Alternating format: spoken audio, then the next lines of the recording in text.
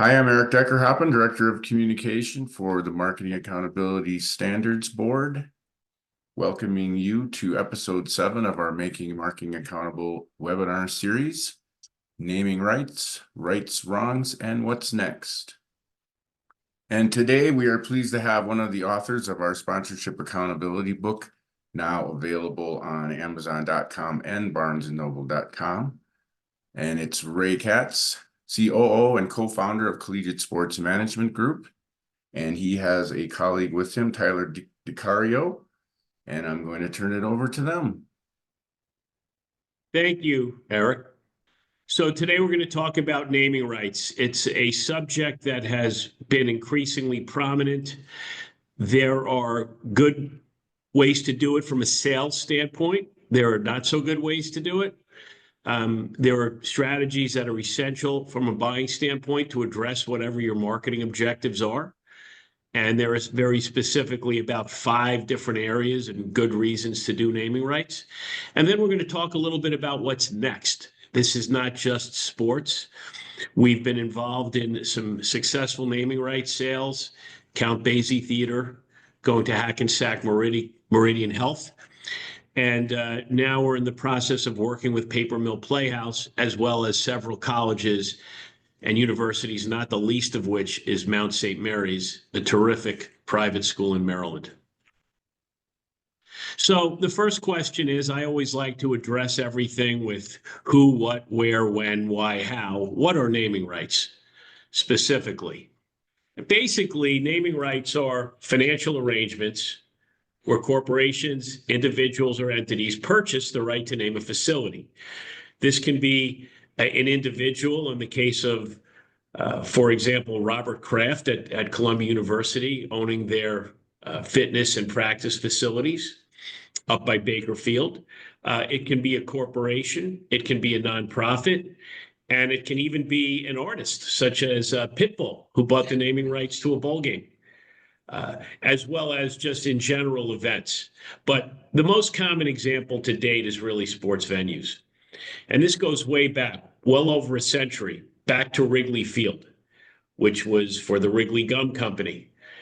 And now, locally in the New York area, for example, you see major deals like MetLife Stadium in New Jersey and the Barclays Center in Brooklyn.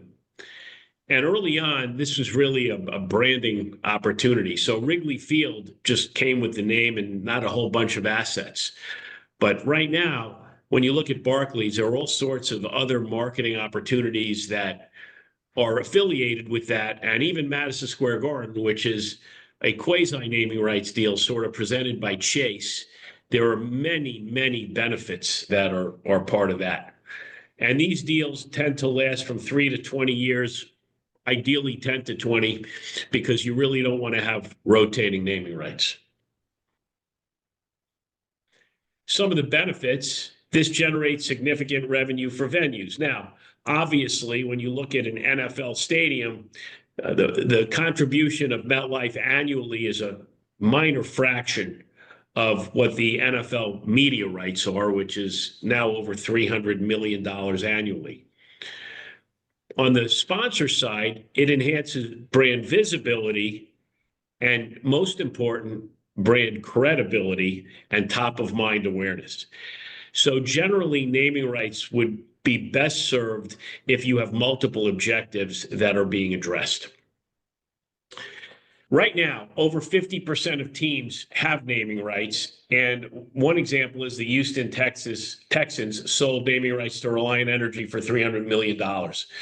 Historically, and we'll get into that, there have been some unstable companies that dug into naming rights, and then again, from a strategic deal, SAP essentially replaced H&R Block as sort of a quasi-naming rights holder, along with Bank of America, which has a big presence there. Why are naming rights so critical?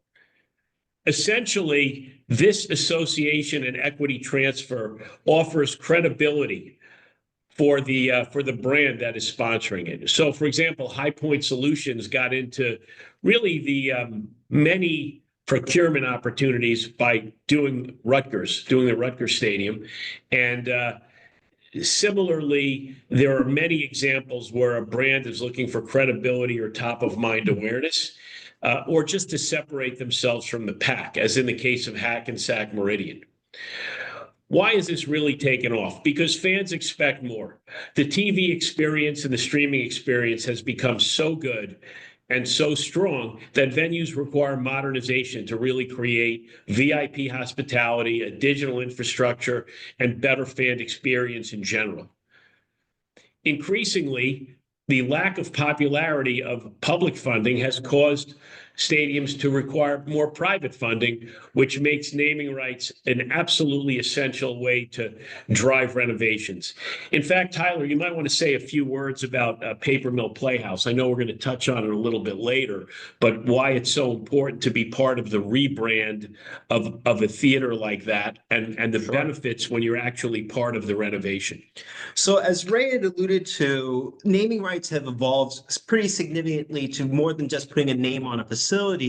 And in the case and example of the Paper Mill Playhouse they just referenced, they are currently going underway in a renovation that's going to modernize their entire theater. And this is a off-Broadway theater that's one of the most prominent in the country. And it gives a brand an opportunity not only to gain visibility throughout that renovation process with certain specific assets that would run during that time frame, but it also generates goodwill within the community to own that renovation. Similar example is going on currently with the Mount St. Mary's Athletic Complex, but it allows a local brand most often to really increase their top-of-mind awareness and really generate goodwill within that local community when you have the ability to own the assets and processes that are going on well beyond just sticking the name on the facility itself. I think it's a great point, Tyler. And also, when you look at a Mount St. Mary's, it's so close to a major highway running from Pennsylvania into Maryland that it's actually amazing out-of-home advertising as well. And most of the value is attributable to that. We actually worked with a junior college in California that didn't fully comprehend this, and they're essentially on the I-5. Yeah. And they did not take advantage by initially having signage that's facing the highway that would have made the naming rights almost worth double just based on the outdoor billboard that would represent. For those of you that are in the New York area, and believe me, New York's not the center of the universe, but you could see that Citi Field is very visible coming in to LaGuardia Airport, as well as from three major highways surrounding the area. Brands need to stand out. We're in a crowded media marketplace, and sponsorship budgets are growing faster than overall marketing budgets for this very reason. It's very difficult for brands to become or remain in the top 2 to 3 brands considered, which is really all that brands think about. And that's all that consumers think about. I have a lot of experience in auto insurance, and you see a lot of activity there with companies like State Farm and Allstate and Progressive sponsoring a baseball stadium, State Farm, a basketball arena, and a football stadium. But anything to be top of mind and separate in a category where 5 brands are spending 9 figures, naming rights really helps you stay in the top 3. So there are really 4 main areas in which you would gain benefit from doing naming rights. One, what is your direct revenue? How many new customers are you getting? For example, in the case of Paper Mill Playhouse, they have just about 200,000 attendants every year, 32,000 unique households. How many of those households are you going to pick up as customers or as clients? And that's both from a B2B standpoint as well as B2C, business to business, business to consumer. Then you just have the media equivalent value, which is essentially all the broadcast value, the on-site value of billboards, the advertising for the event, which should not be discounted at all. When you have an off-Broadway theater that's spending almost $1 million in advertising and you're part of all that, you're picking up $80,000 to $160,000 of incremental value just on that, let alone the actual presence at the theater itself. Then, of course, from a business-to-business standpoint, hospitality is absolutely key. And if you're trying to target net worth individuals, they're the toughest to reach, which is why, for example, the Golf Channel is the most expensive television medium there is. This applies as well, and why naming rights in upper-end theaters we think is really going to be the hot next area. Theaters need the money and brands need the separation. And then there's the equity transfer, which of course is the value of an impression being higher because it's associated with a prestigious organization. As Tyler alluded to, the prestige of the Paper Mill Playhouse and the prestige of Mount St. Mary's University are just two examples of where a brand's better off being related to that versus just having a standalone billboard on a random highway. And then just to dig in, just to drop more areas that we didn't cover, the revenue generation does in fact work for venues as well as for sponsors. From a branding standpoint, a brand can gain more positivity from something that people care about. AT&T Stadium's a great example of that, the Pepsi Center in Albany and other sponsorships that they do. And then there's an emotional connection. Sponsors become part of an amazing show or an amazing game that they see. And really one example that comes to mind, I was fortunate enough to be involved in the State Farm deal at Yankee Stadium. Well, Derek Jeter had his 3,000th hit. And while State Farm's not a naming rights sponsor, they are the naming rights sponsor for the entire fan zone in left field. And every time Derek Jeter's 3,000th hit gets replayed, it was a home run into the State Farm neighborhood. So the value there, you could say, is priceless. And then finally, the long-term partnerships that are fostered between the venue, the brand, and the community cannot be stated strongly enough. Credibility is really important. So naming rights entail buying legitimacy, whether it's a software company trying to get into the game or an infrastructure company. GE did some great work around the Olympics that bought them even more legitimacy than they had globally and got them a lot of business coming out of the Beijing Olympics in 2008. And the thing to remember is the majority of companies that have the upfront capital to do these deals are very legitimate companies, very well-regarded companies that just want to stay top of mind. They might have different product lines, brand extensions, et cetera. So FedEx, Gillette, MetLife, Pepsi, Mercedes, great examples. And transfer legitimacy is why companies spend hundreds of millions of dollars for naming rights to these stadiums and arenas. As indicated earlier, naming rights have changed quite a bit.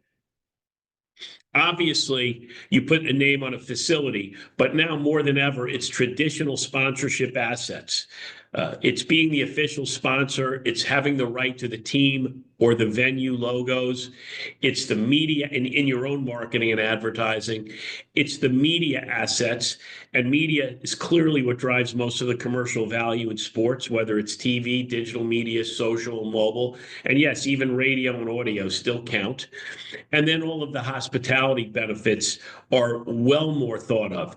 Additionally, board seats are something that come up. Board seats for the naming rights sponsor that really want to be associated with an amazing organization and build incredible business-to-business relationships. Anything you want to add here, Tyler? One example of this that I think is very easy to digest and understand is what Citibank has done with Citi Field. And going to that additional benefit layer, what they've done is they've encouraged their fans, Met fans, to become members of Citibank by giving promotional discounts within the venue. So once again, this is going beyond just a traditional slap your name on the stadium sort of sponsorship, but actually setting up a benefit within the naming rights sponsorship itself to ultimately drive customer acquisition. Ray, we have a question from Jim Meyer. Awesome, Jim. Great to hear from you. Does Ray have a viewpoint on which of the four value drivers, direct sales, media value, hospitality, equity transfer, is most frequently under-leveraged by sponsors? That is a great question. I would say that the brand association and the related equity transfer is way undervalued and understated, and should be utilized in outreach. So I know for a fact that when High Point Solutions did Rutgers venue, they did a good job of using it to the point where they didn't need to renew the sponsorship. And I think that's something that has to be communicated effectively and efficiently across an organization and all their constituents in order to truly utilize that. I know in the case of Hackensack Meridian with the Count Basie Theater, they're doing a pretty good job of that. And it is appearing in a good amount of their marketing, a good amount of their outreach. They're using the facility for events and hospitality. And we expect that the same thing will happen with the Paper Mill Playhouse.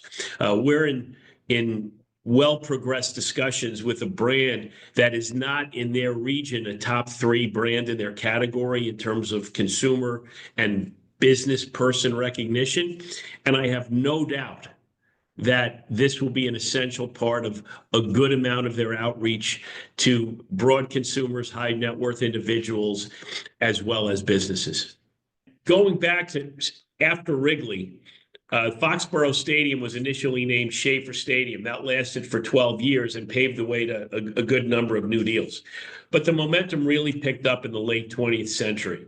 The renaming of Staples Center to Crypto.com in 2021 was a 20-year sponsorship, and TBD how that's going to work out.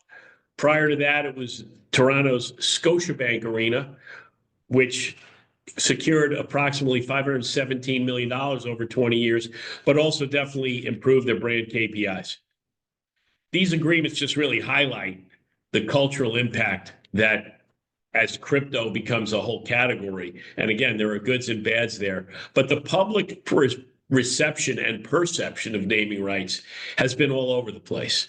And one of the sort of key guidelines is naming rights that are sold for new venues tend to be more readily accepted when the buyer has established local ties.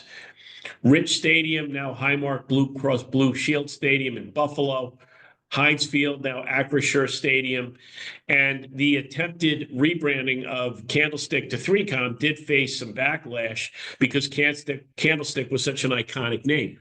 And I think that's a great thing to point out here. Yankee Stadium, Fenway Park, Wrigley Field, iconic venues, best not renamed.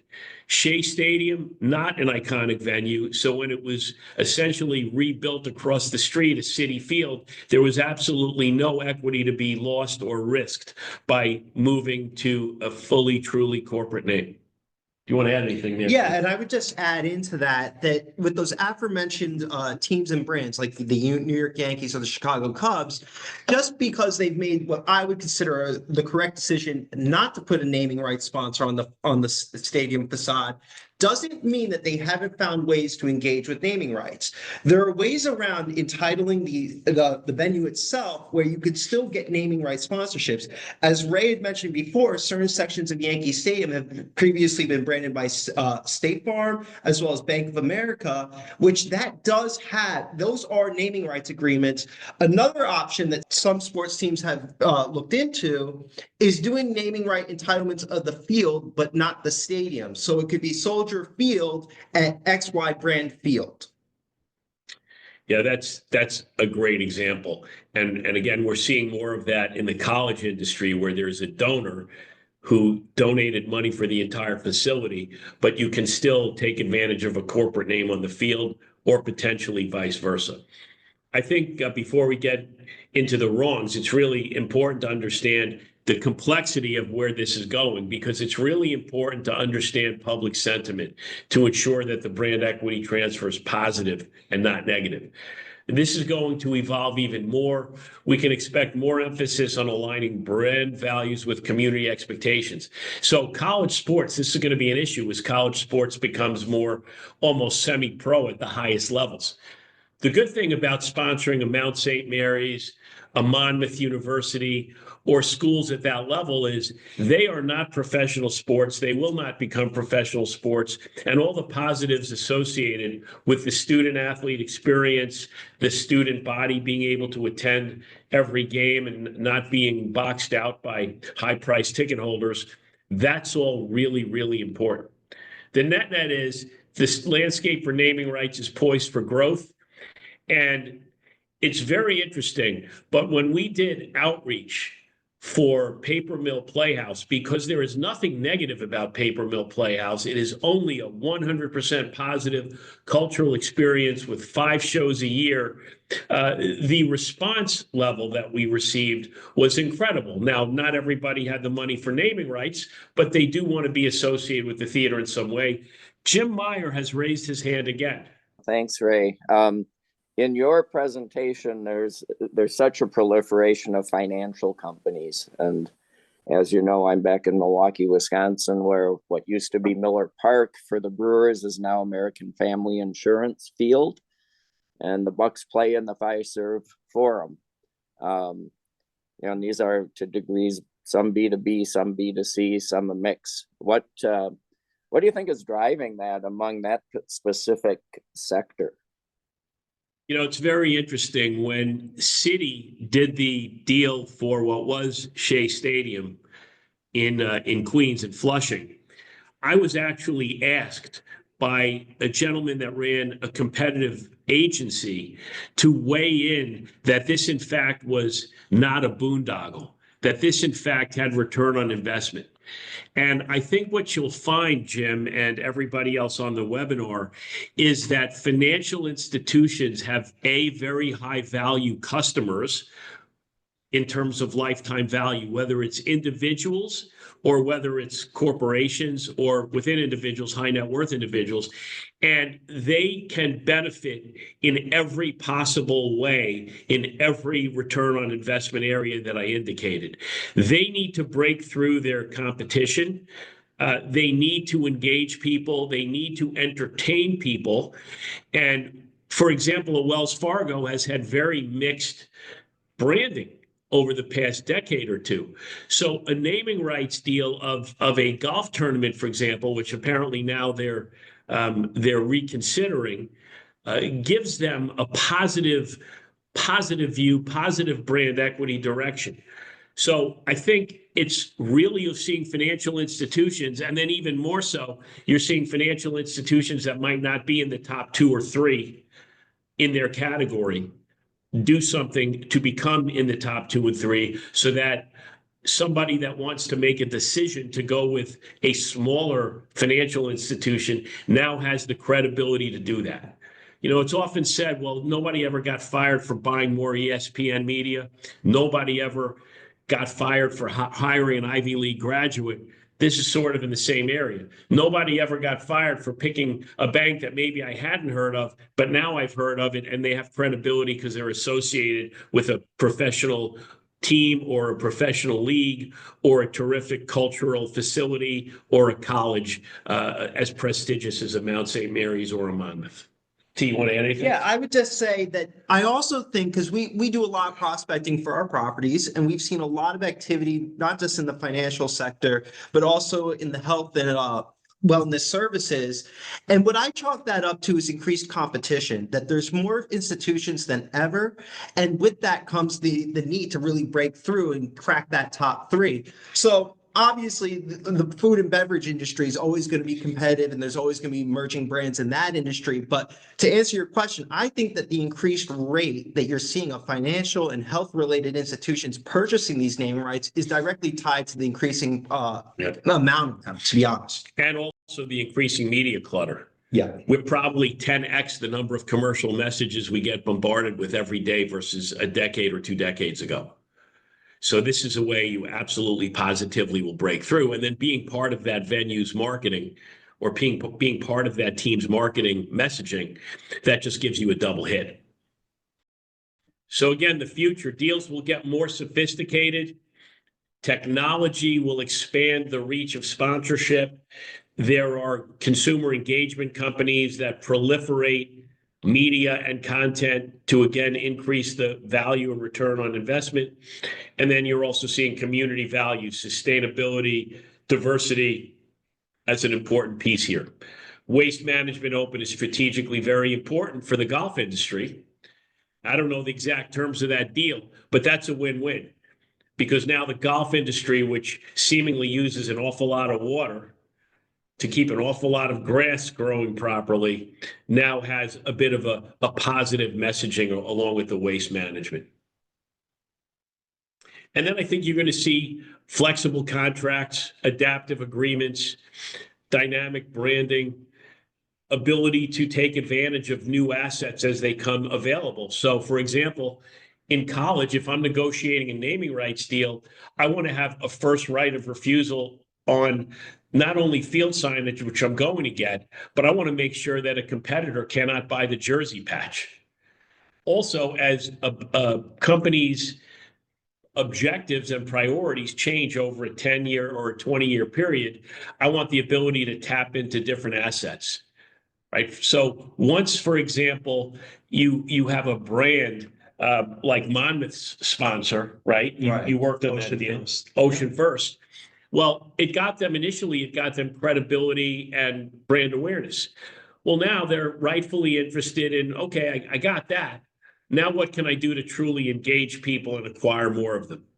So that's a perfect example of it's a win-win when the deal evolves, changes, or moves to a different constituent within the community or within a campus.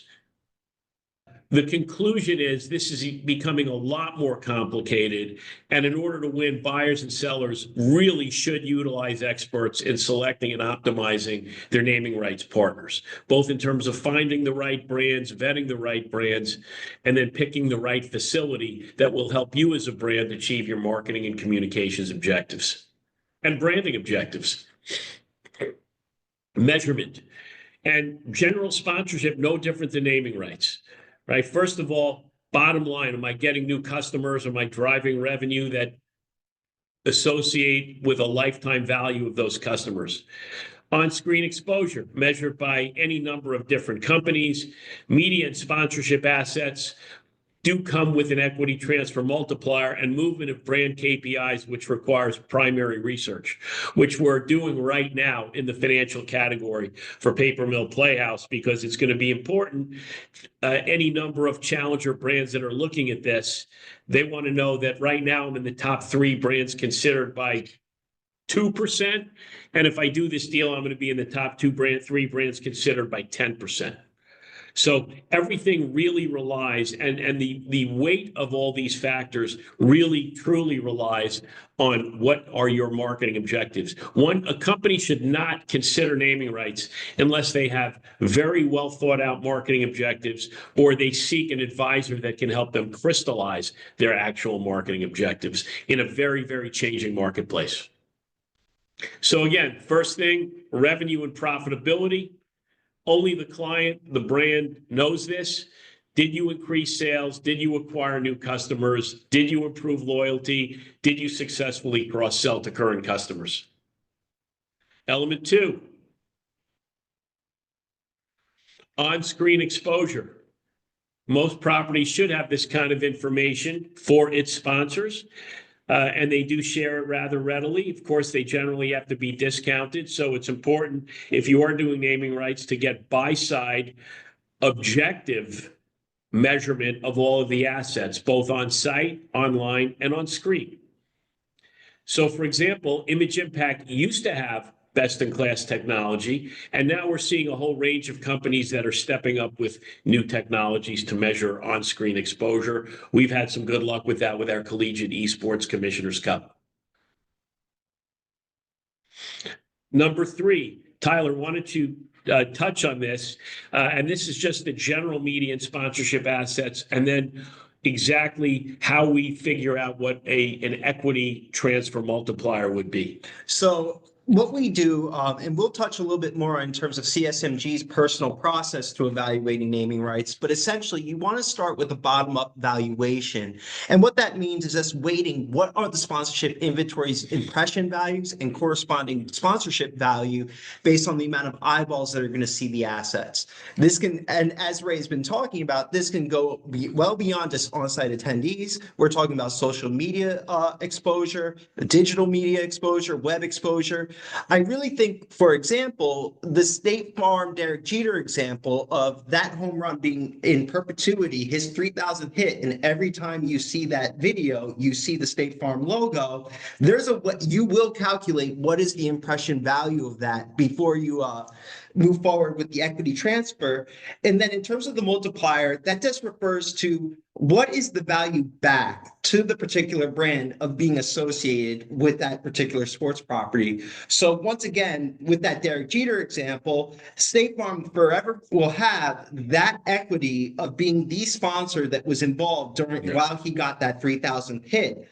In perpetuity, which has significant value long term, well beyond even the term of the naming rights.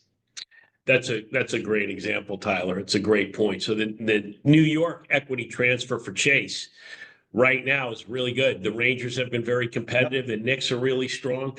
So this actually is even better than when they bought the deal initially, roughly 15 years ago. So good for Chase. They're terrific marketers, and they are leveraging their breadth of naming rights across sports and across cities. Moving on to element 4, brand KPIs. This is where a brand, before they buy the naming rights, has to work with the property and generate some good research. So in the case of quick service restaurants, intent to visit, you want to be in the first maybe 2 brands considered. Insurance, you want to be in the first 3 brands considered. That used to be 2 when I initially negotiated deals for State Farm with NASCAR, Major League Baseball, and the National Football League, and then ultimately the NBA, but with less of the quote generation being on site and more being online, now people get more quotes. So it's really important to stay on top of how a category changes as well. And banks, it might be 3. 3 is a good number to really look at. Airlines, I'm surprised that airlines aren't in this a bit more, especially when you get outside of the 3 main airlines in terms of generating some brand awareness. Just one category that I think should be a bit more involved in this, because again, those customers have a very, very high lifetime value. So we have a pretty tight process. We have great expertise. Our senior leadership team, and if you reach out to me on LinkedIn or via email, I'm happy to share our credentials deck. But we've done a lot of naming rights deals on the buy side and on the sell side. Tyler has been with us for over 5 years on the analytics side and has really helped us grow our measurement, our sales packaging, and built this process where we look at bottom up and top down. And we've done work cumulatively as individuals and as a company for Bank of America, Visa, Pepsi, GE, Yankee Stadium, Citi Field, University of Delaware, and countless other college stadiums. Again, mid-major colleges that have a very strong local media presence, way undervalued. Yeah. And Monmouth, Stony Brook fall into that category. Worked on Saddleback, did a project for the Pro Football Hall of Fame, and then successful deals on the buy side for Nivea AVP Tour, and then Count Basie Theater on the sell side, being involved in that process of packaging and valuing. Tyler, why don't you take the group really top line through how we work? And it's a 4-month process, typically, starting with discovery, moving to valuation and analysis, and then top down and bottom up. So as Ray just explained, it's a 4-month process, and what it usually starts with is the bottom-up approach. So what you want to ultimately do is be able to supply a brand with a line item by line item asset inventory list with the corresponding impressions and value of said assets. So how we do this process is we start by sending a property a questionnaire. That questionnaire is seeking ultimately to determine how many eyeballs are going to be coming through that particular venue via either on-site attendance, through broadcast, social, all the different buckets that we are all familiar with as of today. Then what we do, once we have that questionnaire back, we'll conduct our valuation, we'll evaluate what currently exists, as well as make recommendations about what could be, in theory, as additional sponsorship inventory that would be typical of a naming rights sponsorship. And we will calculate out for the particular brand or property what the total assets equal in terms of annual impressions, as well as the corresponding marketing value. We then prorate out what that looks like in terms of 5-year, 8-year, 10-year. We let the property ultimately determine for us what they're seeking for. We will make recommendations in terms of what we think is best for the property. But We then take that valuation and then prorate it out over a certain amount of years that determines what is the numerical bottom-up value of this naming rights opportunity. I think the important thing to point out is we do the same work buy side and sell side. When I was on the buy side, I actually got a very inflated number. And then when I was on the sell side to a similar agency, their number was about a third as much for the same property. And they just didn't keep track of it because it was a different context 2 years later. So it's really important to be consistent and objective. As Tyler indicated, we have different analysts work on the top down and bottom up so that they're not influenced by what the price is and they're not influenced by the other side of the equation, which is coming up with good comps, which we'll talk about here in terms of insights and recommendations to maximize the activation, to leverage and maximize current assets, and to find new assets. But Tyler and his team have built a very strong internal database, which he'll talk about. Yeah, so one of the thoughts we had when we started our naming rights business was we knew how to do a naming rights sponsorship valuation from the bottom up.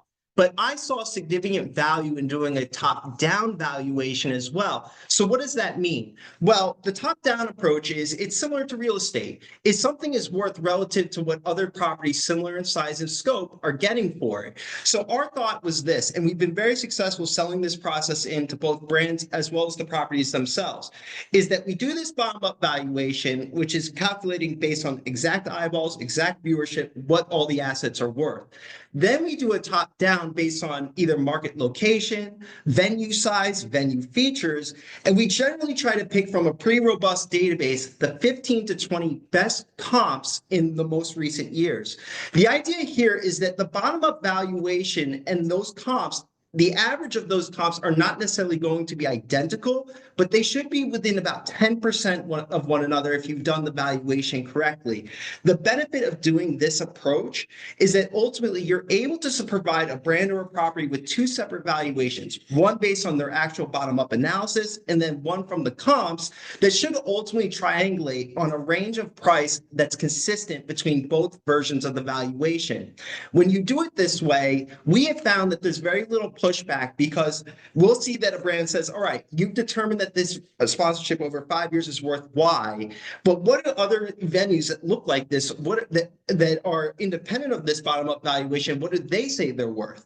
If you've done the job correctly, they should say the same amount, generally speaking, which then confirms and eliminates any of your personal bias that when you conducted the bottom-up valuation. Perfect. We had a question. And a question from Angelo, how are you getting the price the naming rights sold for? In terms of comps, we get that. We start with public research, publicly available numbers, and then we have a lot of relationships out in the industry. So we try to get those numbers validated, which is something that we did, for example, with Hackensack Meridian. Binghamton, same kind of thing.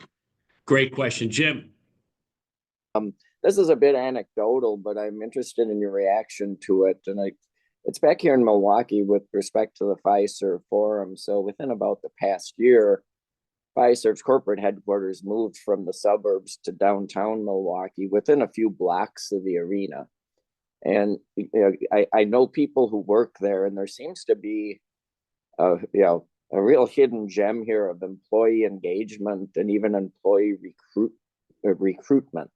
Yeah. I'm just wondering if you see that elsewhere and how that may weigh into maybe a factor overlooked by many. I think that's a fantastic point. No surprise coming from you. But I think that's one of the reasons that you're seeing the healthcare getting so involved in it, because in a challenging environment to hire quality nurses and frankly, even quality doctors, association and enhancement of a community is something that is very, very appealing. H&R Block does this very effectively locally in Kansas City in terms of employee engagement, community engagement. And I think when you have a bank that is more of a local or regional bank doing a deal like this, again, it's a differentiator on the hiring side. very underestimated. We saw that with McDonald's doing a title sponsorship the past 2 years so far for our Collegiate Esports Commissioners Cup in Arlington, Texas.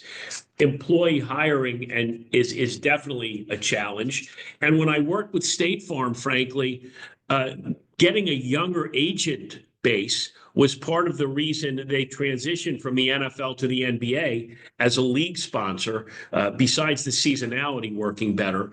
But that was definitely important. We want to appeal to a younger fan base. We want to get younger people as agents, and probably also one of the reasons State Farm really likes our esports and our gaming, to again appeal to younger people that may want a little more flexible working hours. And Great question. And I would just add in there, Jim, it's a great question. So we're working with Monmouth, and one of the projects that they're curious about is looking at their student wellness and it's their physical therapy center. They're looking at naming rights potentially with that facility.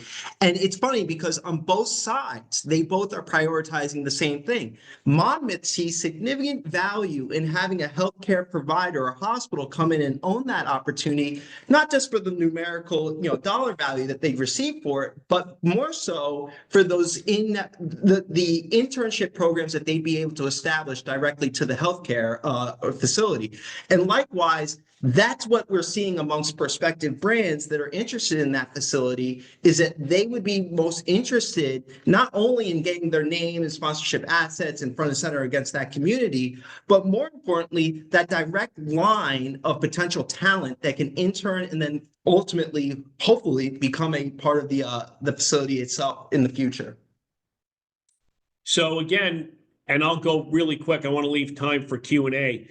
But we dig in then to sort of the three tightest comps and really compare on a very in-depth basis the assets, the attendance, the TV viewership, the social media, specs of the facility, et cetera. Thank you.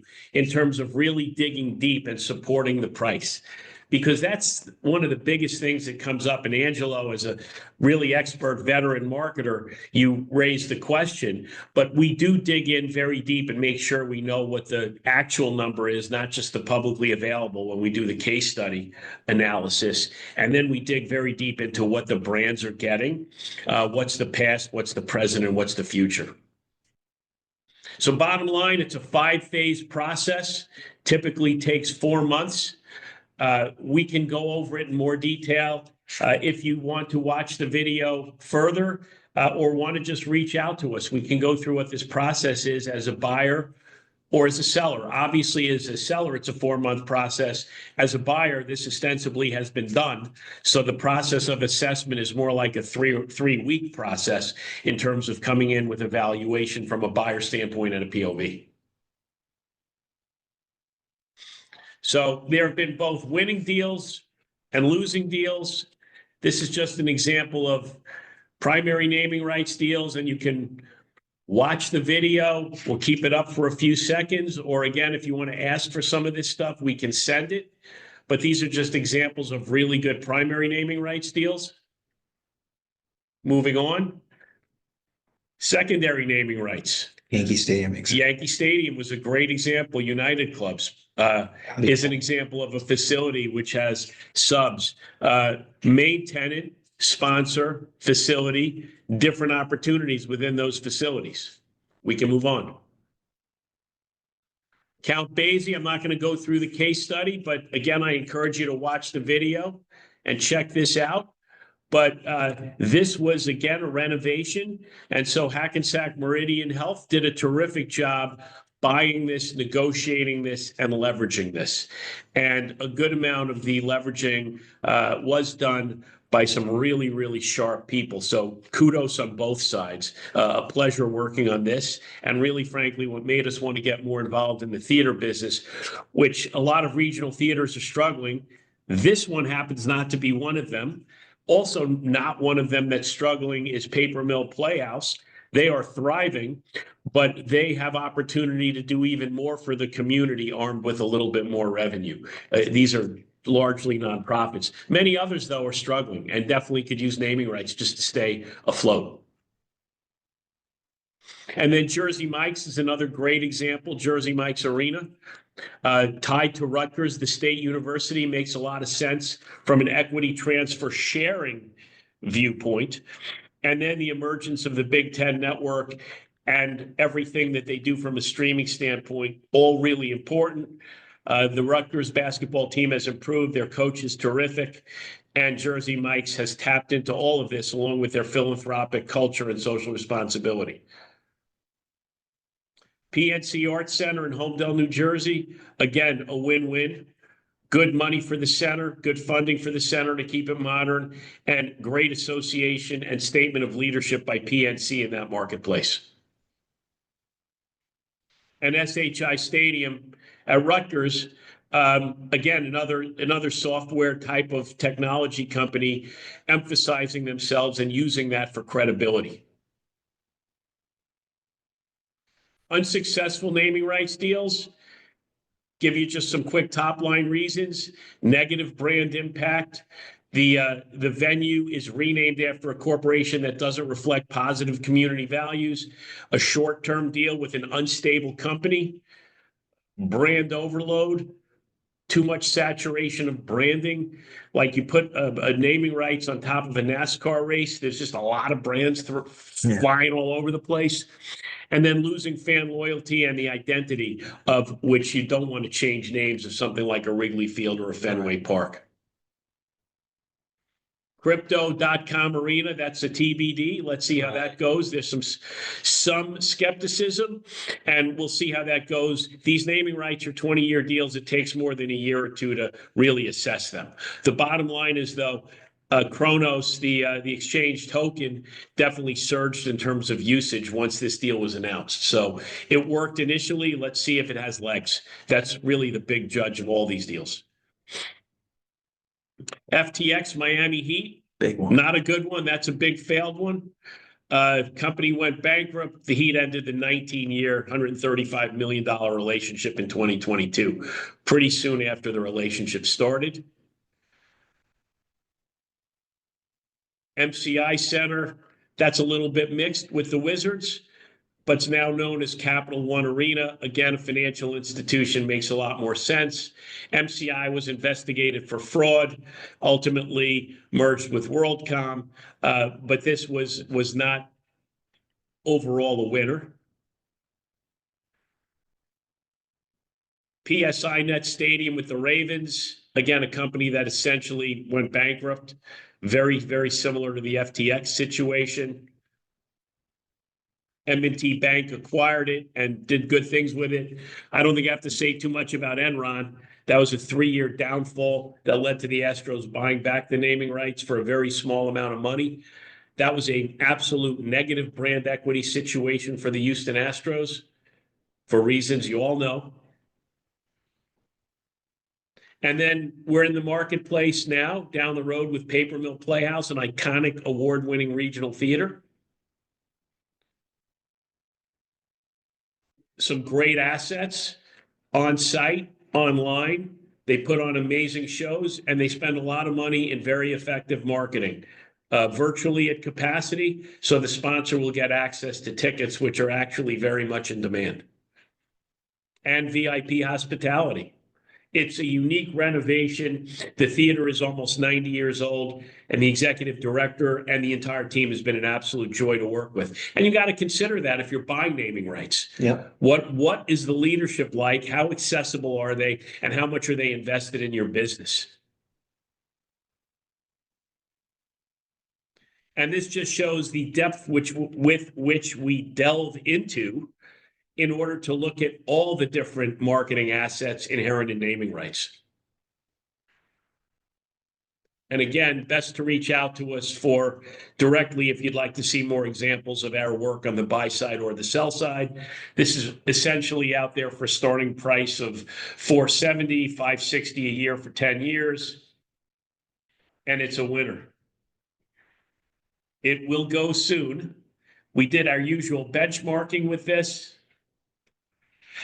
We did our benchmarking both geographically and for theaters across the country. And then Mount St. Mary's, again, Way underrated process, frankly.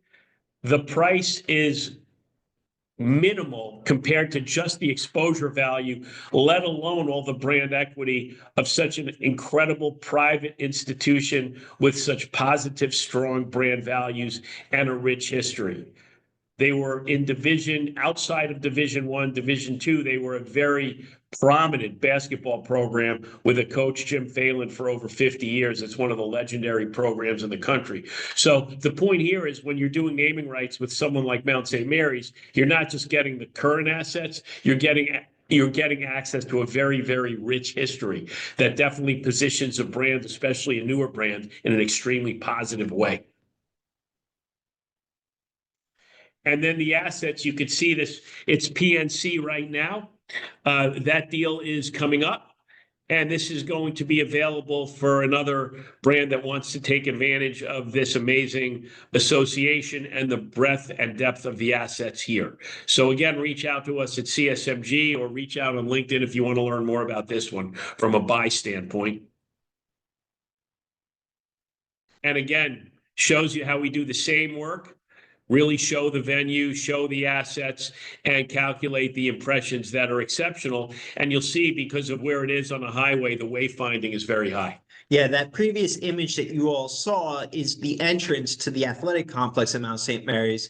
And that billboard, or it's in a sense a billboard, is located right on the highway there. So you're seeing, millions of drivers a year drive past this, has significant value. And in fact, in this particular case, this asset, along with the other wayfinding that's adjacent to it on that highway, is the most powerful asset in terms of driving annual impressions. Again, this is out there at a couple of $100,000 a year, but very well supported by the number of impressions that will be generated by the title sponsor. We do have a question, so let's go to that question. Angela asks, does the price tag include signage production? It does not include signage production, but as any other negotiation, that's up for conversation. Everyone tries to negotiate. There are different things that can be negotiated. And that's where we are. If anyone has any further questions, or if you want to offer up some questions, Eric, that have come in during the course of this, let's open it up, open the floor up. I know everybody's got a busy day to get back to. An earlier question from Angela, which is a good summary. What is the primary element that determines the value of the naming rights deal? The market, the impressions, the size of the facility? Well, I think you're going to always start with impressions, right? But a brand like AT&T doesn't necessarily need the impressions. They may want to really show off new technology, or they want to demonstrate that their 5G product is superior, or they want to be associated with what has historically been a premium organization like the Dallas Cowboys. But I really feel that naming rights is a great tool for a brand that is outside the top 3 brands considered in their category to get into the top 3 against a particular audience or against a particular organization or against a particular geography. And I think what you will absolutely see is that if you go back and look at the list of bowl game sponsors, and again, if you reach out to us, we can share that. We've hypothesized why different sponsors sponsor those given bowl games. And I would say half of the bowl game sponsors, when you get outside of the power conferences and the power games, are challenger brands, new brands trying to really carve out credibility. So bowl games, another area that we work on very heavily is we work with Barbasol to do a multi-year deal for the Horizon League. That was a 1-year deal. They liked it so much and saw the value in the effective, very low cost per thousand, as well as the impact in the market in which they started, Indianapolis. And that was a clear win-win. But definitely college sponsorships in the basketball tournaments outside the Power 5 in amazing value, because you're getting not just the tournament, but you're getting the featuring that you were a title sponsor as to how the teams got into March Madness in the NCAA tournament. One last one quick from Angelo. Where are you prospecting leads, locally or regional or nationally? Every deal is different. and really depends on whether the exposure, what's the scope and breadth and depth of the exposure. For a Mount St. Mary's, realistically speaking, it's going to be a regional brand or a local brand, and probably, frankly, the same thing for Paper Mill Playhouse. But when you're talking about a venue that's going to be in a Super Bowl rotation every 6 or 7 years, or is going to have a Final Four every 6 or 7 years, or is an NFL stadium that's on national TV every week, those are going to be more national brands for the most part. Great question as always, Angela. All right, well, that thank you. concludes our webinar. I want to thank Ray and Tyler and all of you for attending. Stay tuned next month. We will have another edition of Making Marking Accountable. Thank you so much. Thank you.